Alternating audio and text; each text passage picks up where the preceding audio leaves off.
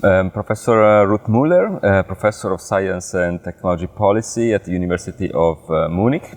And you will be giving a speech at this conference in a few minutes, which is titled Adverse Childhood Experiences, a Site for Novel Encounter Between Biologic Research and Educational Justice. So I would just ask you something about your speech and mainly about your research that you've been doing in recent years, and also about this concept of adverse childhood experiences.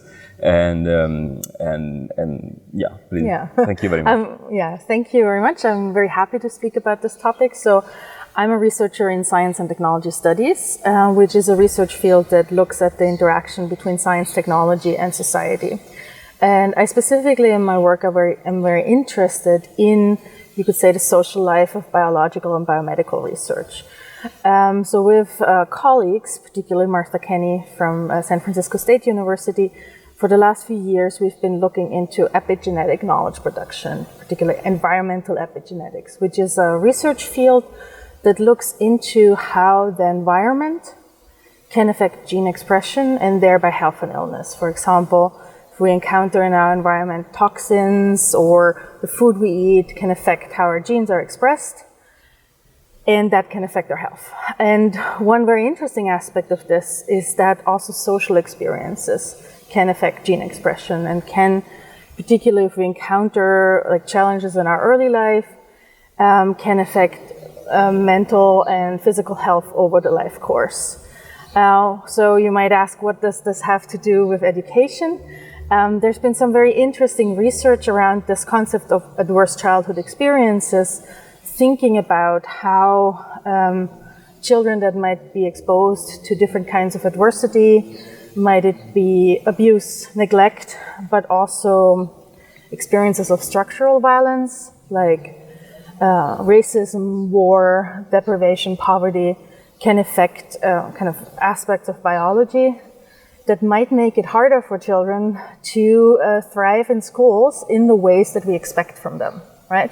So schools are very specific institutions. They expect you to sit still, they expect you to follow certain protocols, and that might just be harder for children who've experienced hardship, who might be more easily triggered by specific social situations. So the work that I'm presenting today looks at actors in education in the US who've taken this research around the biology of adverse childhood experiences to make an argument for institutional change in schools. So basically with the question in mind, how can we change the structures and protocols of schools to better accommodate children in general, but particularly children who've experienced adversity in their early life? Because what can happen if we don't find ways to accommodate children who might, for example, easily be triggered by a teacher shouting or by other forms of discipline, we might continue to reinforce trauma in school settings, for example, through kind of discipline-oriented punitive forms of dealing with children when they show difficult behaviors. There are other ways one could do this that are trauma-informed, that are oriented towards restorative justice, mediating processes that can actually help children to develop new social emotional skills in the school setting and remediate some of that adversity that children might have experienced. Interesting. And you, I see that you will be talking also about this, the ambivalence also of this concept, which is the concept of resilience, which is a lot used in educational research as well. And can you tell us about that? So I think, I mean, generally, every time we bring biology in the picture, that can have very ambivalent effects. If we say, oh, children who have experienced hardship, they might be wired differently biologically, they might not fit in as well in settings like schools or workplaces, that can lead to stigmatization and discrimination, right? Particularly if we look at it in a deterministic perspective, like one thing that happened once will define your whole life course. But if we look at it from, which also biologically makes much more sense, from a perspective that emphasizes plasticity, change, and resilience, and I'll say more about that term in just a second, then we can think about, okay, how can we create settings in which different learning experiences and change is possible? And the concept of resilience, I think it can be a very problematic concept when it's allocated mainly in the individual. So we don't think about any structural change, but we expect the individual just to be resilient and cope with difficult conditions.